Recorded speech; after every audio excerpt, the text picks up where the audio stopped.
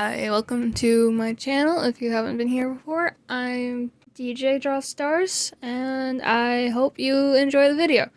So, I'm here to talk about my OCs, if you can't tell by the title.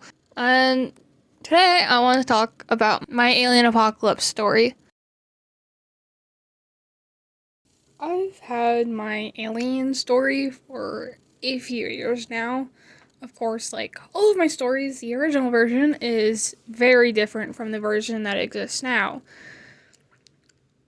They do share some stuff in common though, like the main big details.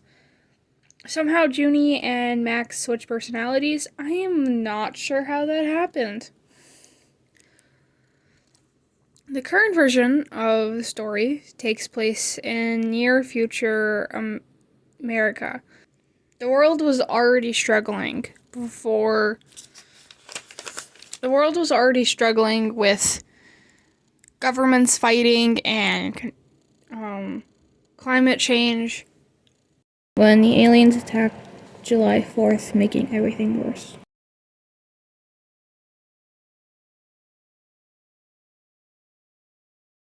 There are two types of aliens in the story. The aliens that are actively like destroying Earth are called the Heart Eaters. The Heart Eaters are nicknamed after their appetite. And they basically kill anyone in sight. They're super dangerous and fast and strong, and yeah. The Heart Eaters are inspired by zombies and like the zombie apocalypse stories. They were created in a lab by scientists studying sly. They can regenerate their limbs, and the only way to get rid of them is to get rid of the head. Everything falls into chaos. The power is out, communications are down. Whoever is left has to fight to survive.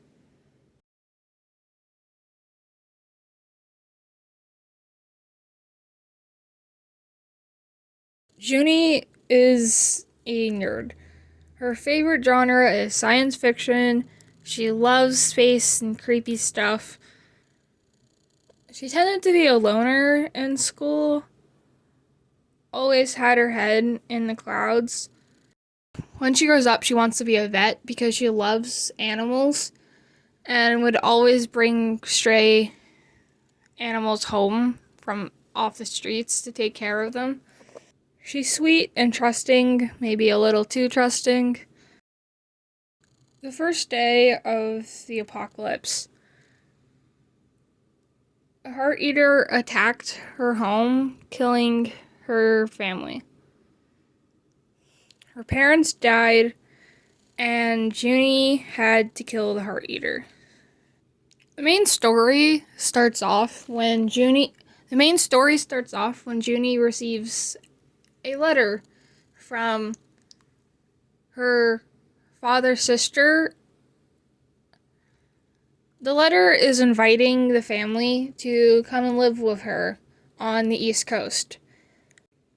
So that's when Junie and her two friends decide to leave and try to find somewhere better. Because they live in the city, and the city isn't that safe. Junie survives because of dissociation and spite. Deep down, she's really afraid of dying.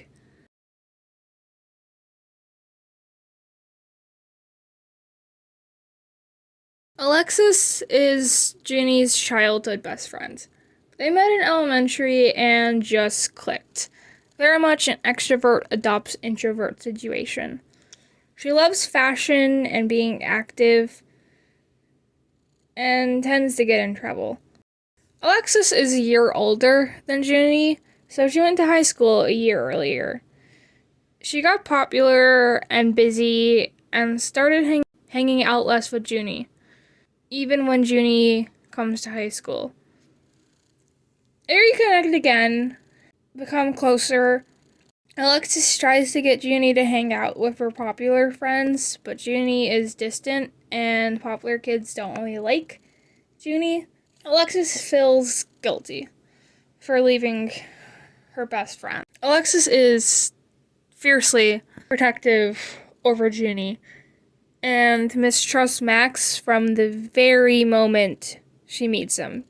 But she's afraid of hurting Junie's feelings again, so she stays silent until she can't anymore.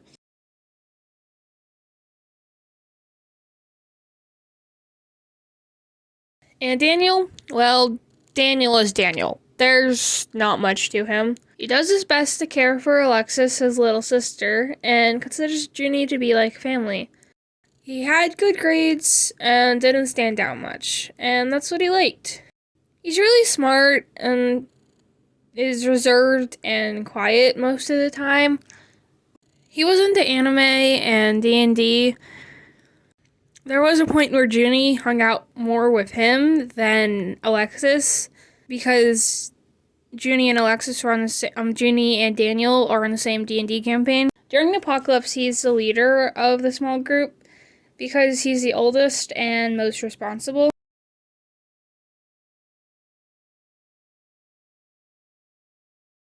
Elena is from Wyoming. She grew up idolizing her father, who was a mechanic that mainly worked on planes, but also worked on cars sometimes. She hoped around a lot and learned from him. And then he got sick and died when Elena was 11 years old. Elena's mother ended up getting remarried to a not great man who was very religious and basically had a cult. He already had followers, and when the apocalypse started, it was the perfect time to move everyone to the compound in the middle of the desert. He just used the apocalypse as proof of his so-called prophecies. They just had to make it to the end of God's test. Elena, of course, hates this and does not want to be part of this at all. But she's only a teenager, so she kind of has to go along with her mother. She's just done with it all and tends to be super sarcastic. She loves to tinker with stuff and play the same 3 albums on her forbidden CD player. When the other 4 come through the compound, Elena takes a chance and helps him escape. That's the main humans of the story. Let's get into the most important aliens of the story, Max and Sly. Almost 2 decades before the apocalypse started, humans that were exploring space found a planet that was livable. The planet's dominant species was a type of creature similar to humans. The planet was called Casno. They weren't very technological advanced, but they seemed to have superhuman abilities, extra strength, they were fast, really good eyesight, you get it. The humans took advantage of that. One human had the bright idea to take the Casno children and raise them to be warriors to fight in the event of a future war that they were sure was about to happen. And so the children were kidnapped and brought to a place called the Academy, while the rest of the planet was left to burn. Officially, the Academy was a scientific research center on the aliens. Unofficially, it was to raise the perfect soldiers. Oh, and on Earth, the normal civilians never knew about the aliens until it was too late. Max was only a month old when he and his 3-year-old sister, Mia, was captured and brought to the academy. At the academy, as soon as the kids were old enough to learn, they spent most of their time being taught how to be weapons. A little bit of it was normal schooling. A lot of it was training in like specialized areas that they would put you in, the humans would put you in. So the kids would specialize in different areas. Life was rough. A lot of the kids were abused. If you did one thing wrong, you would be in trouble and in danger. Kids would go missing in the middle of the night to never be seen again. Max excelled. He was a genius and was skilled. He soon became a favorite by the humans that ruled the place. With that, he had special privileges. And one of his favorite privilege was the library. He could go whenever he wanted during the small amount of free time they had, and he spent that time reading as much as he could. Most of it was just old fairy tales, but he enjoyed it. Max was obedient and did as what he was told. He hated conflict and didn't want to get in trouble like the people around him. Sly is a mutant with the ability to control his cells. The humans who captured him were fascinated by this. Until he was 10, he was kept apart from the rest of the children. The scientists at the academy studied him and his power, tortured him, trying to find ways to use his power for their own uses. Even after they let Sly interact with the rest of the kids and move into the dorms, Sly was still kept on a tight leash.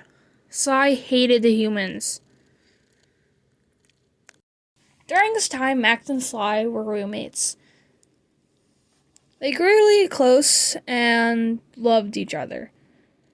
Max tried to keep Sly's temper down as much as he could. Sly tried to get Max to live a little. They had a group of friends. It was all right for a period of time, until one of their friends, a kid named Pip, was killed for protecting a younger girl. Sly snapped. Max tried to stop Sly, tried to convince him not to go with his plan, begged him not to. It didn't work. Sly went through with it anyways. He caused a riot, killing all of the humans in the academy and any Casnonian who didn't side with him, accidentally killing Max in the process when the roof collapsed. With their powers, Sly managed to bring Max back to life. Now Sly can partially control Max's mind and body. And with the academy under Sly's control, they set their sights on Earth, and they caused the apocalypse with the Heart Eaters. Max has just moved from one torture to another. It hurts being brought back to life more than it hurt to die, and now Sly won't let him go. Sly is obsessed and tries to control Max's every move, not letting Max go astray from their love again. So on Earth, the first chance he gets, Max runs. And that's when he meets Junie. For a while, Junie, Alexis, and Daniel are just trying to survive until Junie gets the letter. The three of them pack up their life in a red truck and just drive, planning on heading to Junie's aunt's house. Shortly after, they pick up Max, thanks to Junie, and that's when they get stuck in the whole mess that is the rest of the book. The time span of the aliens' first arrival on Earth to Sly's death at the end is less than a year. A short amount of time, but it was devastating. It took years for humanity to get back on its feet. The story focuses on Junie coming to terms with what is really happening around her, and Max learning how to break free and be himself. I don't have everything sorted out, yet this is one of my stories that has it's the most fleshed out of all of my stories. And I do plan on writing the book for this very soon. I hope you like listening to me talk about my OCs. Thank you very much if you stayed around for the whole thing. Have a good day.